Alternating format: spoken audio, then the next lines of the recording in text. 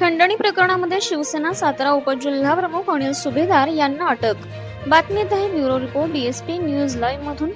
राज्याचे ग्रामविकास राज्यमंत्री जयकुमार गोरे यांना मागण्यात आलेल्या खंडणी प्रकरणामध्ये सामील असलेल्या संबंधित महिलेला सातारा पोलिसांनी सकाळी खंडणीची 1 कोटी रुपयांची रक्कम स्वीकारताना रंगेहात पकडलं।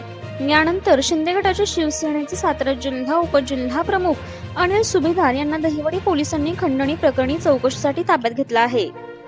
खंडणी प्रकरणामध्ये संबंधित महिलेसह अनिल सुभेदार यांचाही सहभाग असल्याचा पोलिसांना संशय आहे। या प्रकरणामध्ये दहिवडी पोलिसांकडून तपास सुरू आहे। दहिवडी पोलिसांनी अनिल सुभेदार यांना न्यायालयामध्ये हजर केले असता 5 दिवसांची पोलीस कोठडी ही सुनावण्यात आलेली आहे। या खंडणी प्रकरणातील ट्विस्ट वाढत चालला असून आणखी बडे मासे या खंडणी प्रकरणामध्ये सामील असल्याची खात्रीलायक माहिती आहे।